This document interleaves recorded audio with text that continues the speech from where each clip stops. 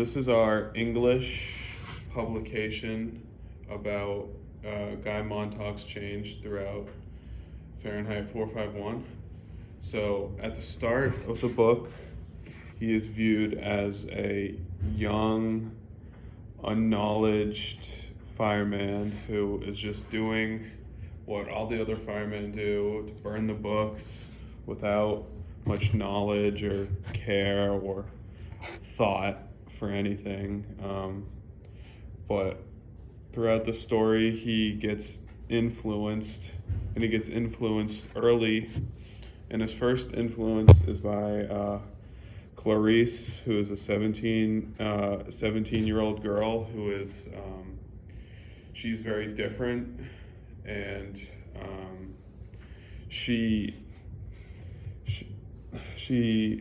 finds a way to like bring thought to Montag by asking him questions like if he's happy, and just her curious nature allows for him to approach things differently.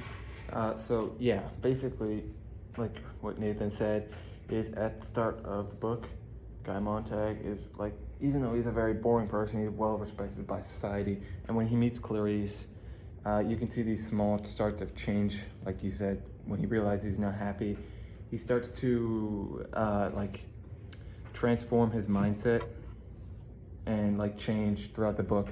Like he'll start asking all these different questions about why things happen, why things work, and he asks his wife Mildred some questions about it, and she just starts asking him why. Why are you asking that? You should just stick to the regular things that we do in life, day to day.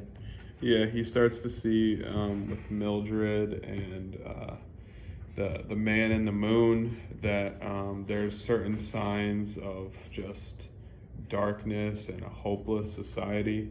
The man in the moon was represented to show like a figure looking down on the society, and that there's opportunity for better. And at first he doesn't really understand like what that better could be, but from experience and talking to Clarice and stuff, he figures out that the books are the only thing that are constantly changing, and the only things that the firemen are really like thinking about. So his thought and curiosity for the books allows him to try and find ways to make his life revolve around those books.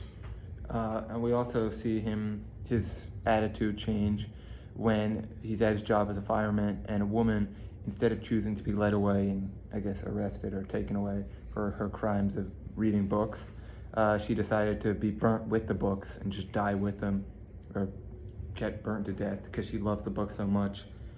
And he really starts to think about why someone would do something like that, and he just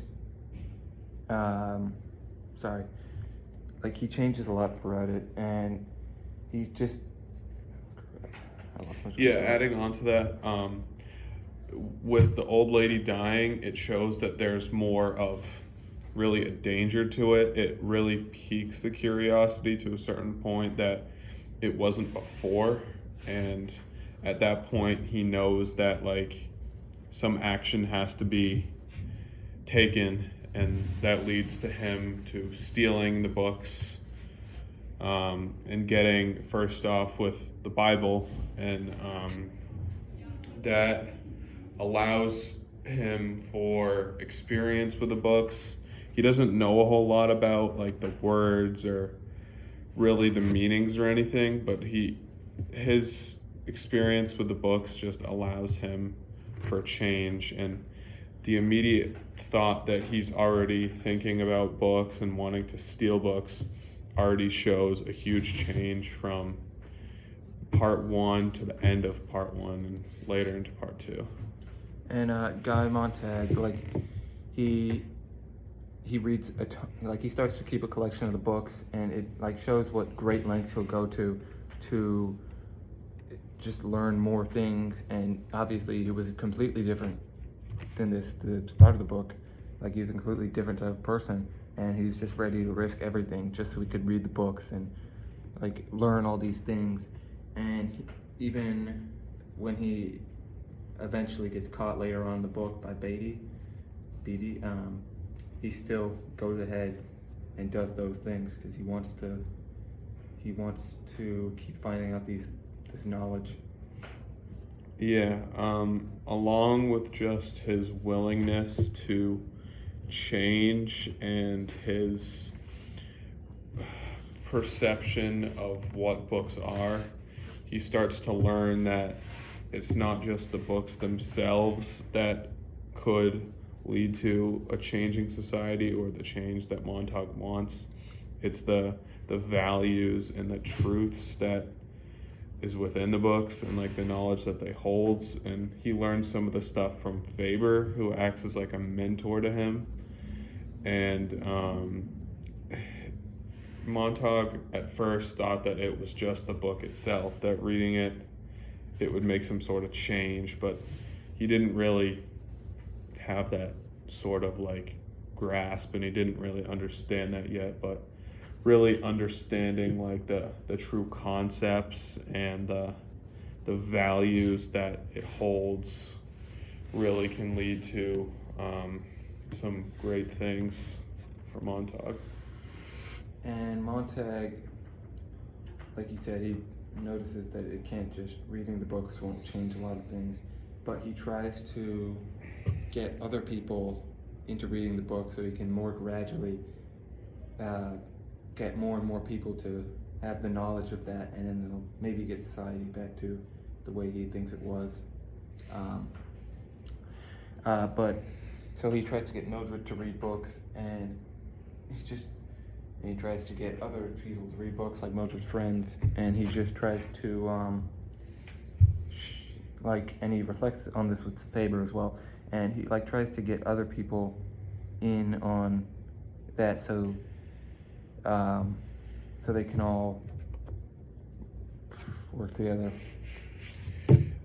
His already knowledge of even a little bit and learning from Faber gives him this advanced mindset and his thoughts towards everything, because the scene with Mildred and her friends, and when they take everything so carelessly and they talk about the election and the war and just those topics without much thought to them, that pisses off Montag.